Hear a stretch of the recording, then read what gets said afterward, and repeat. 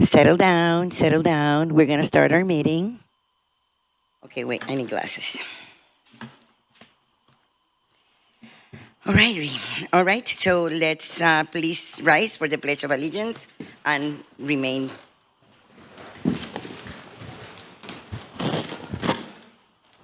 standing for the evocation. To the flag of the United States of America and to the republic for which it stands, one nation, under God, indivisible, with liberty and justice for all.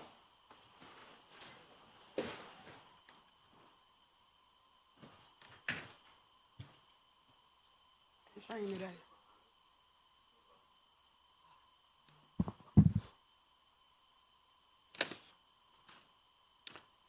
In the name of God, the most compassionate, the most merciful, we thank you, O God, for gathering us in a place of public trust and service. You have honored every human being with dignity and entrusted communities to the care of those who lead them. Guide the members of this council with wisdom and humility. Help them listen to every voice, especially those who struggle to be heard, and grant them the courage to choose what is right over what is easy. You teach us in the Quran, إِنَّ اللَّهَ يَأْمُرُ بِالْعَدْلِ وَالْإِحْسَانِ. Indeed, God commands justice and excellence. Make justice the foundation of decisions made here, and compassion the spirit behind them. Remind us that our city is strengthened by its diversity, neighbors of different backgrounds, beliefs, and experiences, and that serving people is among the highest forms of service to you. Bless this city with safety, cooperation, and mutual respect, and allow today's work to benefit all who call this community home. Amen. Amen. Amen. Thank you. Would the clerk please call the roll? Yes, Madam President. Councilor Codwell. Present. Councilor Machoke. Here. Councilor Ehrenreich. Here. Councilor Nave. Here. Councilor Moore. Present. Councilor Williams. Here. Councilor Jones-Rouser. Present. Councilor Mato. Here. All present. Thank you. May I have a motion to approve the minutes of our last meeting? So moved. Thank Second. you. Thank you. All right, so let's get into the agenda.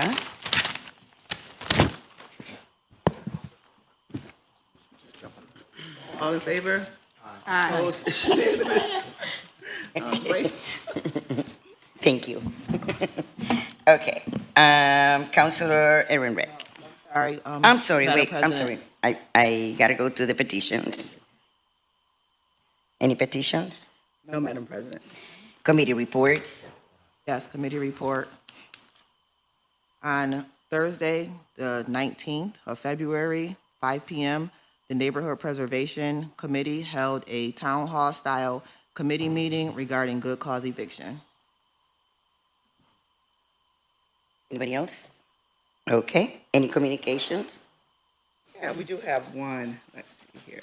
From the Honorable Bill Magnarelli, a letter acknowledging the receipt of resolution number 3 this year, 26. Thank you. Councilor Ehrenreich. Madam President, I hold this item. Not on here yet. Okay. We're not on here yet. We're still doing reports. I don't have a report. Oh, we don't. Right, she didn't call your name yet. Oh, We're I'm not so on it. sorry. I didn't say anything. So you're holding? I am. Well, you're not there yet, Rita. I mean, President. But there's some more, there's more communications or reports or something? No, but she didn't call anything yet. I did. Or she Ready? caught, Councilor Ehrenreich. Oh, Aaron, right, for this one. Yeah. Okay. All right, so Normally she says I'm a joke. For item 8A, local law of the city of Syracuse to opt into good cause eviction, I am holding this item. okay. We move on. if there's, I motion that we go ahead and move this item. I second. All in favor? Aye. So they call it. Okay. Codwell. Counselor Codwell. To hold it? No. So- Yeah, which one is? You had the motion to present the item. Yeah, Now, somebody has to introduce it and ask for a vote. yeah, that's, okay. So what am I voting on? Okay, so, oh, right. So we, so the motion was made to hold the item. It was seconded. And so, so now we go into making the vote on the item? It wasn't seconded. Introduced it. Remove it.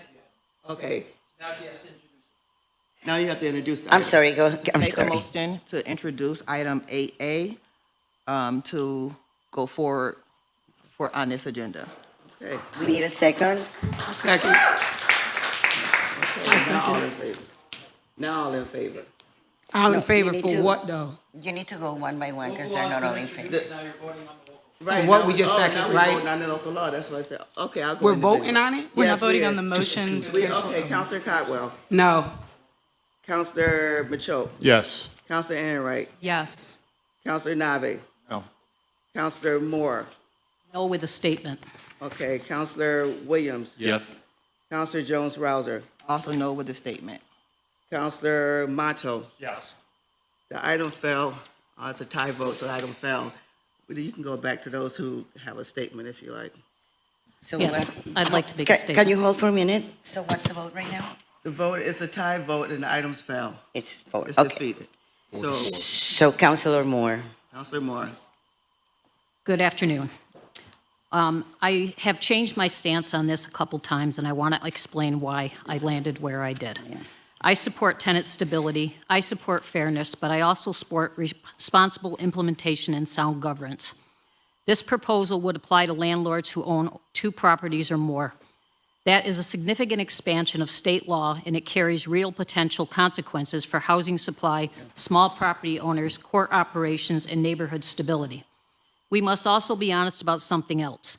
Syracuse already requires rental registration, and here in Syracuse, we have not consistently enforced that law. Before expanding regulatory mandates, we should demonstrate that we can effectively enforce the laws already on the books. Passing additional requirements without enforcement capacity risks creating policy on paper that we cannot implement in practice. Before I was going to cast this vote, I had 3 questions that did not get answered. Does code enforcement have the staffing, budget, and operational plan to manage increased inspections and complaints? Can housing court absorb additional caseload without significant delays that hurt both tenants and landlords? What measurable impact will this expansion have on small 2-property landlords who make up a meaningful portion of our housing stock? What is the concrete plan to enforce existing rental registry and housing code laws before layering on new mandates? Because those answers have not provided, I cannot support this proposal today. That is why I vote no, not because I oppose tenant protections, but because I believe major housing policy decisions must be grounded in verified capacity, data, and enforceability. It would be irresponsible to move forward today without that. Thank you. Thank you. Counselor Jones-Rouser. After a series of committee meetings, public hearings, and one-on-one dialogue in 2024, the council somewhat decided to hold off enacting the legislation in an attempt to capture the data from municipalities that align with Syracuse, particularly multiple upstate municipalities like Rochester, Binghamton, and Buffalo. Many of you have assumed that the council have had secret meetings surrounding this legislation. The truth is that the data that was just made available, the data was collected and delivered, summarized as well to my colleagues. However, it appears that we have chosen to ignore the data. This is a move that in any other scenario would be frowned upon. But to the residents of Syracuse, the facts across New York State, 57 counties, 62 cities, 532 villages, 933 towns, that totals 1,525 municipalities show that all have seen a slight decline in evictions, in the eviction rate. with only those 17 municipalities enacting good cause. The slight decline, less than 5% from 2023 to 2025, in all but one downstate county, which was Orange County, which can be attributed to the landlords holding properties vacant in that particular county. The number is significantly lower than the GCE enthusiasts have had you all to believe. This legislation is not the grand savior of tenant protections. In fact, you already have that in the past legislation, the Tenant Safety Act 7D Warranty of Habitability, and in the past protections of Housing Stability and Tenant Protections Acts of 2019. Rental increases. The rents rose sharply in 2023, but since the rents across all 57 counties, 62 cities, 532 villages, 933 towns, with a total of 1,525 municipalities have held steady with mild increases that's allowable under GCE. Understanding that tenant wages have not increased to meet the market, but neither has the cost of product inflation for those homeowners. If you take a deep dive into GCE's tenant protections, you'll find that of the 34,575 rental units in Syracuse, only about 8,000 to 9,000 are actually protected under this legislation. To put it mildly, if you hit the lottery for 35,000, you're only going to walk away with 9,000. All right? To break that down even further, if you reside in any of the 88 or more complexes of public housing and scattered sites, you are not protected under GCE. If you are one of the 3,600 and rising Section 8 Housing Choice Voucher recipients, you may or may not be covered under GCE. If you reside in a property built from 2009 to date, you are not protected under GCE. If you reside in one of Syracuse's reportedly 800 luxury units, condos, co-ops, you are not protected under GCE. If you reside in a multiple family unit where the owner also lives in that property, you are not protected under GCE. That list goes on. There's multiple other dormitories, boarding homes, all of those that aren't protected. As of 2026, there are 1,400 units available for rent. That's since January, 1,400 units available for rent. If GCE was to pass, that number would hold steady and rise because management properties and landlords would then provide stricter screening and increased red tape for tenants.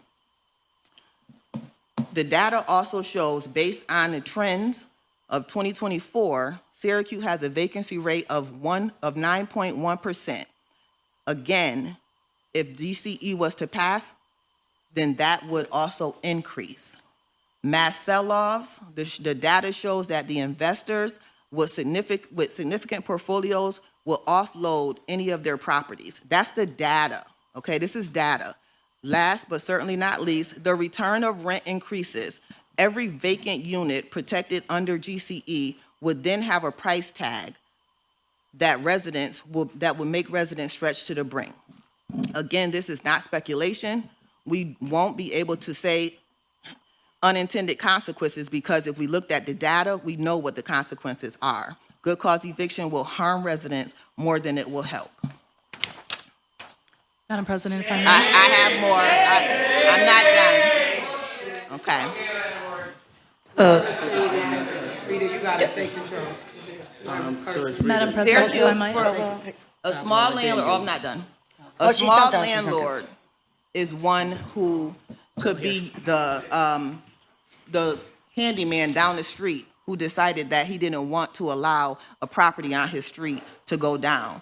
Or the single mom who was frugal enough to save money to buy a property on her street in the event that she could provide stability for her family in the long run. So for my colleagues to put small landlords down to one unit, does a disadvantage to our local investors.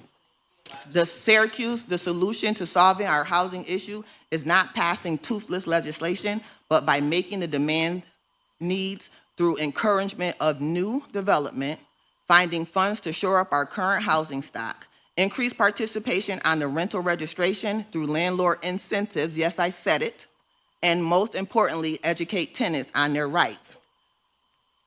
Many of the advocates have spoke about New Jersey adopting GCE decades ago, but I implore you all to look at the Fair Rent Commission that New Hartford, Connecticut also adopted decades ago when they were stretched with severe housing shortage. As a counselor who represents all city residents and one who remains intentional on living in the community that others would flee, GCE allows my neighbors, my family, my friends, and my constituents will affect, all of those. I unequivocally believe those effects will have a negative impact to all. And for those who believe that GCE will make landlords fix their properties, that is not in GCE. So with that, as you say, I already voted no. Was it Donna? Rita, could you make sure you I think address it was before Donna. Just a anything? minute, there's a few. Yeah, before- but please address so that people can get the words Do you out. want me to go first? Address, yeah, and then, no, not that part, but you know what I mean. Right? Address the language. Address the language, That's the language. so that everyone can get their words out. Like, just be in order. Okay. So even before we move forward, I'm going to ask for our city council to please join us in the mic. Joe Barry. There is a common thought that I can break this tie. I cannot. The charter doesn't allow me to do that. As council president, I can only untie ordinance and resolutions. It does not speak to local law. This is local law. And Joe, if you could please explain to our Yes, Joe constituents. Barry, First Assistant Corporation Counsel. The municipal home rule law that provides for local laws to be enacted does not provide for the council president to break a tie. Thank you. Okay, so, Donna, do you want to, do you have more comments? She already did. You already did, so, Counselor Enright. No, I was just gonna say, as president, to address the crowd about us being respectful. That's what I was gonna have you say. But I can say, I have no problem. As Common Council at Large, City of Syracuse Majority Leader, I know we are very emotional about everything, right? But it is very imperative that when we're in the chambers, that we are respectful to all of us. All of us deserve respect, as well as you guys. So when we're in here, we expect the same. Thank you. Councilor Ernest? I would like to thank all of the advocates and people who work on behalf of our community, particularly trying to keep housing stability at the forefront. Housing is absolutely a crucial issue, and that is why I believe good cause eviction was put in front of us as a helper and as stabilization. Now, Councilor Jones-Rouser is correct. This is not the panacea to solving all of our housing or tenant or landlord issues. And I think that we have a lot more common ground than we are giving ourselves credit for. But I would like, as part of my statement, to ask all of you who are seated in this room, who've taken time out from your day to attend this public hearing, this council voting business, which is a weird and sometimes isolating process, to raise your hands if you know of somebody or if you yourself would have been protected by good cause if we had enacted it today. Thank you. Madam President, I would like to Go ahead. take a minute. You know, as an elected official, I took a vow to get into politics for a specific reason, that I truly believe that we have a power to look at the individuals that are lower in our communities, people who are in the bottom. I took that responsibility to say that whatever I do, leading from that perspective of the person from the bottom, always get us there better as a community.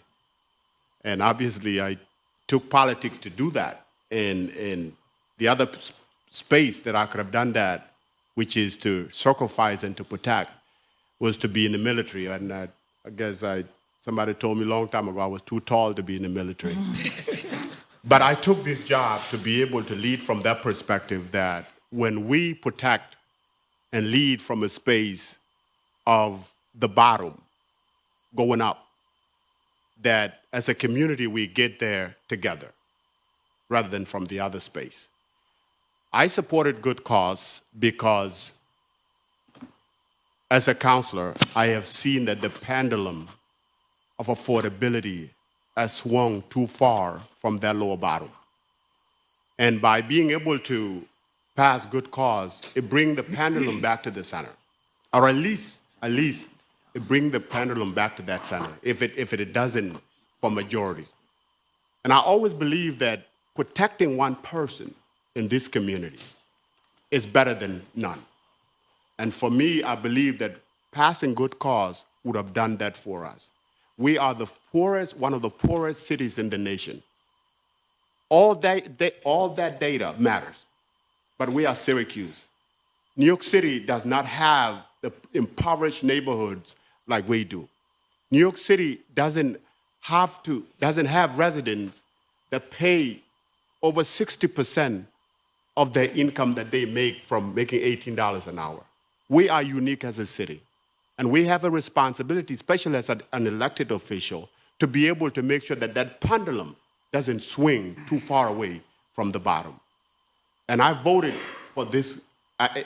I supported good cause 4 years ago. We have enough time as a city, as a community, to have studied good cause. It is unfortunate that today, that this vote, after 4 years of doing the hard work and knowing the data and knowing what it can do and knowing the impact and the history of our community, that it ended up today was a stalled vote. It is disappointing. I will continue to support good cause because I believe in moving up the bottom half to the middle. Thank you. Thank you. Go ahead, Councilor Faulkner. Thank you, Madam President. So I want to say to everyone, as a person that voted no against good cause, I want to say my family was the family that stayed in a public housing. I have family members that still are in housing bad, but good cause did not address that. So let's look at the history, and I explained to people about the history where we came, why we are where we are here. Sherry Hill, Kennedy Square, Pioneer Homes, Mulberry Square, Skyline, Vincent. Those were all affordable housing for people that help people to have somewhere safe to stay, which are now dilapidated. No one is living there. So this didn't just happen today. A lot of people are complaining about poor housing. Good cause doesn't address poor housing. A lot of people are complaining about making sure that people have, a rate. It alleviates some people and then puts other people. If we're going to do it, it should be a communication where it's leveled out as a community. We shouldn't have one versus the other or bias. And that's what I see that good cause is. What needs to happen is Syracuse needs to have a legislation that affects Syracuse, that is created around so that we can all have somewhere safe to live, a fair housing. I believe that if the tenants come together, the law department, the judges, the rental, everyone come together, housing come together, we can come up with something that works for our city, not that works for other cities. And I believe we can do it if we only come together, not based on what other municipalities do, not based on people are, being upset. Because when we're upset, we make a motion, right? We do things that we might not understand. But guess what? My family is outside too. Right? We all have family that are dealing with it. And yes, I don't agree on a lot of things, but if we can't get anything changed until we come together and make sure we make legislation that fits for Syracuse, New York. And yes, we are the poorest, right? And there's a lot of things that came about to make us come this way. This didn't happen today. This happened, it's been going on for years. So until we come together, agree to disagree, to come up with a rate that makes sense for us, to come together with rental, with homeowners or small businesses, we're going to continue to have this problem. It's all comes once we come together as unity. And that's why my vote said no. Thank you. Anybody else? Any other councilors have comments? All right. Okay, so I'm sorry. Are you done? Yes, You doing new business? new business, yes. I have something to say. Go ahead, go ahead. I'm back again. Thank you, President Paniagua, Presidente. I would like to make a motion today to appoint Helen Hudson for the vacant position at large. Second. Okay, I'm going to go down on this again. Counselor Codwell, Yes. Counselor Machoke, Yes. Counselor Aaron Wright. I abstain. You cannot abstain, I Counselor. can abstain. Why? I can abstain from this vote. You cannot abstain, you have to vote. You have to vote. Joe? You only can, if there's a personal conflict, you have to vote, Counselor. You have to vote as a legislator. You have to vote. Unless. Would you get on the Personal mic, Joe? conflict or something like that. My abstention is rooted in the fact that I do not believe we've taken enough time to truly investigate this process.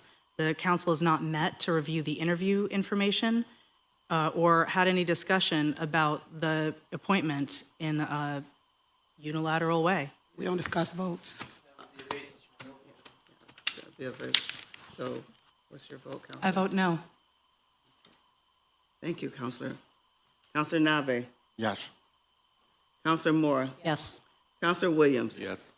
Counselor Jones-Rouser. Yes. Counselor Mato. No. The motion passes with a 6-2 vote. Thank you. Thank you. All right, so then moving on, resolution, item 9, approving the appointment of various persons as commissioners of deeds. It's ready. I introduce and urge for its adoption. All in favor? Aye. Opposed? It's unanimous. Councilor Catwell. Thank you, Madam President, again. Blessings to all today. I have item number 10, and I would like to introduce it and urge their adoption.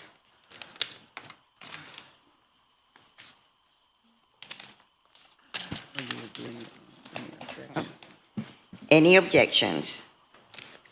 Item 10, any objection? Discussion. Any discussion? Please call the roll. All in favor? Aye. Opposed? It's unanimous. Councilor Aaron Rick. No, it's me. No, it's Councilor Machoke. It's me, Madam Oh, I'm President. sorry, it's Councilor Major. Yep. I skipped a page. Thank you, Madam President. I have item 11 to 16. I would like to introduce them and urge the adoption. Any objections? Any discussion? Please call the roll. All in favor? Aye. Opposed? It's unanimous. Item 12, any objections? Any discussion? Please call the roll. All in favor? Aye. Opposed? It's unanimous. Item 13. Any objections? Any discussion? Please call the roll. All in favor? Aye. Opposed? It's unanimous. Item 14. Any objections? Any discussion? Please call the roll. All in favor? Aye. Opposed? It's unanimous. Item 15. Any objections? Any discussion? Please call the roll. All in favor? Aye. Opposed? It's unanimous. Item 16. Any objections? Any discussion? Please call the roll. All in favor? Aye. Opposed? It's unanimous. Councilor Aaron Rick. Yes, thank you, President Paniagua. I have items 17 through 26 that I introduce and urge their adoption. Item 7, thank you. Item 17, any objections? Any discussion? Please call the roll. All in favor? Aye. Opposed? It's unanimous. Item 18, any objections? Any discussion? Please call the roll. All in favor? Aye. Opposed? Unanimous. Item 19, any objections? Any discussion? Please call the roll. All in favor? Aye. Opposed? It's unanimous. Item 20, any objections? Any discussion? Please call the roll. All in favor? Aye. Opposed? It's unanimous. Item 21, any objections? Any discussion? Please call the roll. All in favor? Aye. Opposed? It's unanimous. Item 22, any objections? Any discussion? Please call the roll. All in favor? Aye. Opposed? It's unanimous. Item 23, any objections? Any discussion? Please call the roll. All in favor? Aye. Opposed? It's unanimous. Item 24, any objections? Any discussion? Please call the roll. All in favor? Aye. Opposed? It's unanimous. I abstain. Thank you. 24. 24, okay, thank you. Item 20, Wait a second. 24. 24, yeah, Okay. You abstain? yeah. Unless I have to vote on it, I abstain. Yeah. I have, my kids are already enrolled in this camp, and I didn't know it was coming up on the agenda, so I'm going to abstain to prevent any ethical concerns. Okay, the item passes with a 7-1 vote. Thank you. Enright, a 7-0 vote, Yeah. Counselor Enright abstaining. Thank you. Item 25, any objections? Any discussion? Please call the roll. All in favor? Aye. Opposed? It's unanimous. Item 26, any objections? Any discussion? Please call the roll. All in favor? Aye. Opposed? It's unanimous. Councilor Nave. Thank you, Madam President. I'm honored to present Resolution 27, honoring Carmelita Walker for her extraordinary service and contribution to the Syracuse Common Council office and for the city of Syracuse for 30 years, and I ask for its adoption. Do we vote first before we clap? You guys can do whatever you want.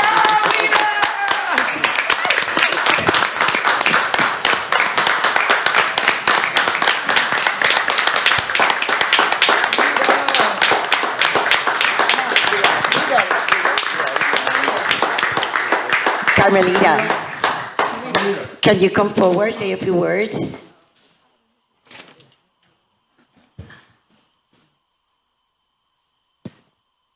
Good afternoon. And this is the first time I ever had to do something like this, but I feel very honored to be recognized for things that I've done through the year. And one person I'm going to share this honor with is my mother, who's not here, but I used to always say when I got a call that if this was my mother calling, how would I want her to be received and respected and helped? And that's what kept me going every day and doing my job and doing it the way I did it.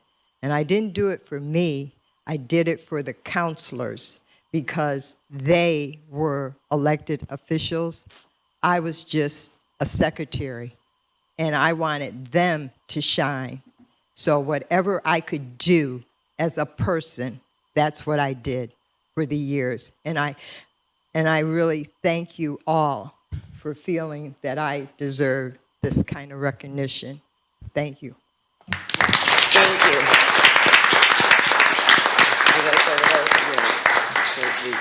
Item 27, any discussion? Any objections? Please call the roll. All in favor? Aye. Opposed? It's unanimous. Congratulations, Carm. Congratulations, Carmelita. Councilor Moore. Thank you, Madam President. I have item 28. I would like to enter it and urge its adoption. Item 28, any objections? Any discussion? Please call the roll. All in favor? Aye. Opposed? It's unanimous. Councilor Moore, That's me again. Councilor Moore, take it on. Yes, hi. Thank you again, Madam President. Before I read the resolution that I'm asking us to adopt today, I just want to, if you indulge me for 1 minute. Far too often, the public only sees the badge. Today, I want to talk about the heart behind it. I have a few recent stories that our chief shared with me that show what true community policing looks like for our city. On January 22nd, a resident called 911 and she found her husband unresponsive after EMTs had done all they could. 2 officers arrived. One of them didn't just stand there and file a report. He walked past everyone in the home, went straight to the grieving wife, and simply held her in his arms while she cried. A week later, Officers Roth and Henry stopped back at the home to check on her. That's the level of empathy that stays with a person forever. On January 30, Officer Thurette responded to a call for an illegal eviction. She didn't just clear the call, she stayed and called codes and fire department to investigate. Because she took the extra step, 2 residents and their 2 dogs were saved from being left in the freezing cold without heat or electricity. That same day, Officer Aiden Wheeling went looking for a student named Kyle who had been missing from school for 14 days. After many unsuccessful attempts by others, Officer Welling didn't just locate him, he stopped to have a real conversation. He asked Kyle if he wanted to go to school, waited for him to get dressed, and provided him a ride. He walked into school with Kyle to make sure he was connected with a counselor when he got there. So finally today, we're here to recognize someone that's been in the national news, Officer Jamie Pastorelli, and I'll read the resolution. Whereas on December 13th, 2025, while on his routine patrol, Officer Jamie Pastorelli noticed a city resident, Ms. Rhea Holmes, struggling with her groceries while walking. He offered her a ride to help to get her out of the cold. And whereas Officer Pastorelli took her to Oakwood Cemetery where she had mentioned she was going to visit her late husband's grave, not realizing at the time it was a prelude for a far more desperate situation. And whereas in the days that followed, Officer Pastorelli learned Ms. Holmes had fallen into homelessness and had been sleeping on the grave of her late husband, vowed not to let that continue and sprang into action. And whereas Officer Pastorelli knew she needed somewhere safe to stay, so he immediately arranged for temporary housing, initiated community outreach to find available resources, and launched a GoFundMe in a fundraising effort for Ms. Holmes. And whereas through his acts of kindness and compassion, Officer Pastorelli caught the attention of a Tiny Home for Good, a local organization which was able to help transition Ms. Holmes into a home that she can call her own, finally safe and warm. Now, therefore, be it resolved that the Syracuse Common Council, as duly elected representatives of the proud citizens of the city of Syracuse, do hereby applaud Syracuse Officer Jamie Pastorelli for his selflessness and compassion, which reflect the highest standards of public service and community policing, and Officer Pastorelli gracefully exemplifies the values of the Syracuse Police Department. Counselor, you do have a response from Okay. I also want to read a letter from our Syracuse Police Chief. Dear Councilor Moore, I write to express my strong support for the proposed proclamation honoring Officer Jamie Pastorelli of the Syracuse Police Department for his exemplary service, humanity, and profound impact on a member of our community. In late 2025, a compassionate encounter between Officer Pastorelli and 55-year-old woman Rhea Holmes evolved into a remarkable demonstration of empathy and community partnership.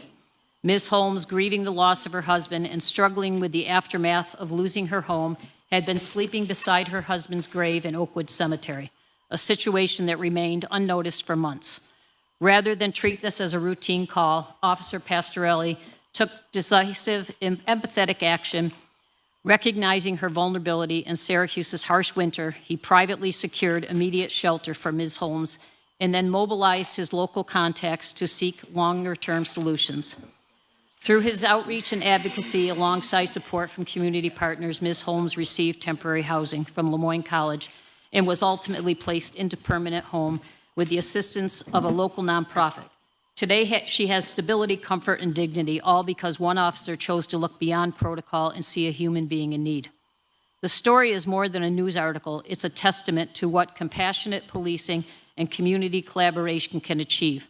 Officer Pastorelli's actions embody the highest ideals of public service, seeing all members of our community responding with heart and working tirelessly to bring about positive change. His approach did not simply resolve a call, it restored hope, reinforced community trust, and rallied institutions to support one of our most vulnerable neighbors. For these reasons, I respectfully urge the adoption of a proclamation that recognizes Officer Pastorelli for his extraordinary kindness, leadership, and commitment to communities' well-being. Highlights the value of compassionate law enforcement in strengthening public trust and community resilience. Encourage other members of our community, public safety, nonprofits, and civic leaders alike to pursue collaboration, humane solutions for individuals that are experiencing hardship. In honoring his actions, we not only celebrate one officer's remarkable impact, but reaffirm Syracuse Police Department's commitment to dignity, compassion, and service for all residents. Thank you for your consideration. Respectfully, Mark M. Russin, Chief of Police. So I just want to close with this, and then I would like if Officer Pastorelli or, I'm sorry, I butchered your name, I apologize. And Ms. Rhea would like to come up to the mic and say something quick. I would love you to do that.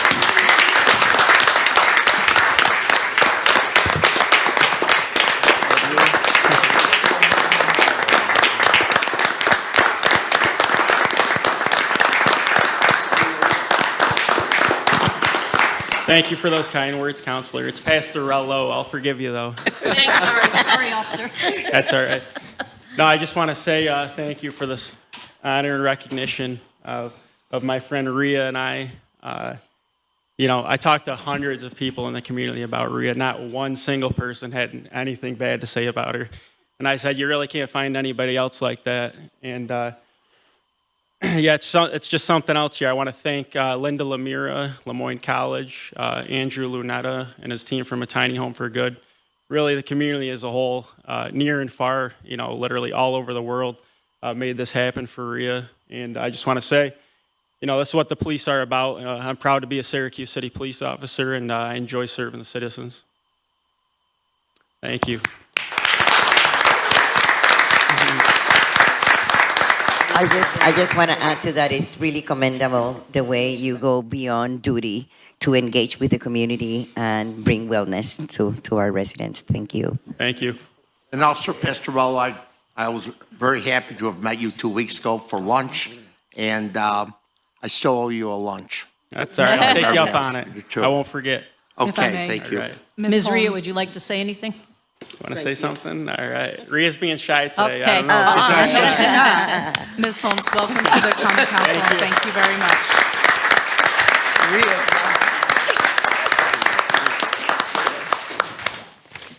Okay, so did we vote for this? No, okay. So item 29, any discussion? Any objections? Please call the roll. All in favor? Aye. Opposed? Unanimous. Councilor Williams. Thank you, Madam President. I have items 30 through 35. I would like to introduce and urge their adoption. Item 30, any objections? Any discussion? Please call the roll. All in favor? Aye. Opposed? Unanimous. Item 31, any objections? Any discussion? Please call the roll. All in favor? Aye. Opposed? Unanimous. Item 32, any objections? Any discussion? Please call the roll. All in favor? Aye. Opposed? It's unanimous. Item 33, any objections? Any discussion? Please call the roll. All in favor? Aye. Opposed? It's unanimous. Item 34, any objections? Any discussion? Please call the roll. All in favor? Aye. Opposed? It's unanimous. Item 35, any objections? Any discussion? Please call the roll. All in favor? Aye. Opposed? It's unanimous. Councilor Jones-Rouser. Thank you, Madam President. I have items 36 through 39. Item 36 is being withdrawn. Item 38 and 39 will be held. Item 38. Counselor? Well, 37. 37 is to, 37 is introduced. Yeah. Introduced. Yeah. And urged adoption. yeah. Item 37 I introduce and urge its adoption, and it's for a public hearing for March 9th at 5:30 p.m. on the CDBG block grant. You ready? That's it, right? Okay. 38 and 39 is held. Item 36 will be withdrawn. Item 37. Any objections? Any discussion? Please call the roll. All in favor? Aye. Opposed? Unanimous. Item 38 will be held. Item 39 will be held. Councilor Monto. Thank you, President Paniagua. I have items 40 through 45. Item 40 will be held. Item 41 will be held. Item 42, I will introduce and urge its adoption, as well as 43, 44, and 45, introduce and urge their adoption. Thank you. Item 40 will be held. Item 41 will be held. Item 42. Any objections? Any discussion? Yes, President Paniagua. I'll just read a short piece from the letter. For the past 11 years, Dr. Linda Lemura has served as president of Lemoyne College, overseeing a period of significant growth and transformation. During her tenure, the college welcomed some of the largest classes in its history, elevated its athletics program from Division II to Division I, and made substantial infrastructure investments across its 160-acre campus. In 2014, she became the first female layperson to lead a Jesuit institution in the United States. She secured major naming gifts for the Purcell School and Professional Studies, the Carroll College of Arts and Sciences, and the McNeil Institute for Risk and Uncertainty. She launched the college's first 2 doctoral programs and added more than 20 endowed professorships, chairs, and faculty fellowships. Under her leadership, Lemoyne strengthened its role within the Salt Springs neighborhood through the Lemoyne Area Neighborhood Development Strategy, developed in partnership with the city of Syracuse, as well as the purchase of approximately 40 surrounding properties and efforts to establish a neighborhood association. A Syracuse native, Dr. Lemura has served as co-chair of the Regional Economic Development Council, contributing to regional workforce development initiatives. Designing a section of Springfield Road as Dr. Linda Lemura Lane will serve as a meaningful tribute to her leadership and tireless advocacy for Lemoyne College, her hometown, and the entire region. Thank you. Please call the roll. All in favor? Aye. Opposed? Unanimous. Item 43. Any objections? Any discussions? Discussion. Go ahead. I am a yes for the moratorium. However, I would like to express that I do feel that the intentions of the moratorium are fine. However, I don't want us to miss opportunities to improve on our energy efficiency throughout Syracuse. I think that there has been a lot of communications about specific locations, and we need to move past locations, identify the correct locations, if that has to do with zoning regulations or not, but we need to really take a deep dive into the energy storage versus location. I just think that we're missing a point because, as you guys seen last week, we actually had quite a few flickers in our power based on the weight of snow and when certain storms happen. So this energy storage facilities address blackouts and brownouts. And we really need to take a hard look at what we could stand if we lose this or if it's a win. When we had our public hearing, I think many of us assumed that there would be a ton of people here against it. Everyone, I would probably say if there was 10 people here, 8 of them were all for it. So we really need to take a comprehensive look at the system, identify locations, and not get stuck on the locations that were proposed. Thank you. I didn't call the vote, right? Please call the vote. All in favor? Aye. Opposed? Unanimous. Item number 44. That's where we are, right? 44. I'm sorry. Any objections? Any discussion? Please call the roll. All in favor? Aye. Opposed? It's unanimous. Item 45. Any objections? Any discussion? Please call the roll. All in favor? Aye. Opposed? Unanimous. Item 46. Oh, wait, I'm sorry, yes. Gotta entertain a motion. Go My- into the waiver agenda. Yes, we need a motion. Thank you, Madam President. On behalf of myself and Councilor Nave, I would like to waive the rules for item 46. Okay, all in favor? I will second that. Oh, yeah, thanks. All in favor? Aye. Opposed? Unanimous. Now you need to introduce it. Thank you, Madam President. I would like to introduce and urge the adoption of item 46. Thank you. Item 46, any objections? Any discussion? Yes. So this item, we as a council, I want to thank Corporation Council. I want to thank Business and Neighborhood Development and all the councilors for the effort that has went into this. I want to make a statement around the fact that, battery charging is a new business venture in this city. And I understand that there is a lot of technical skills that is required to be able to implement such business.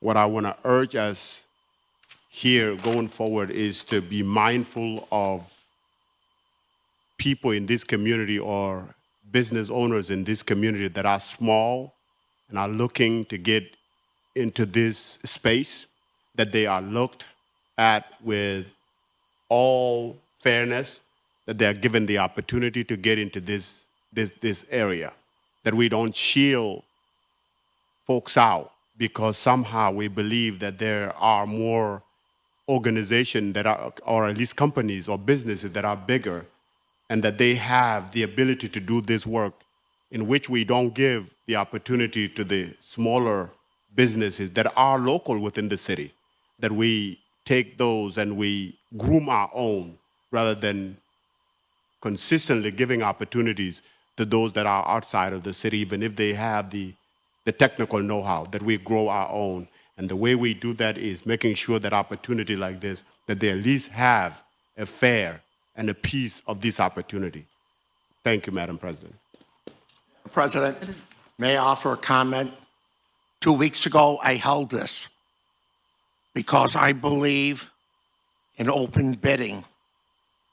For those of us who probably have many people who have not had a voice at the table, whether it's black-owned businesses, LGBTQ businesses, and union officials and union workers.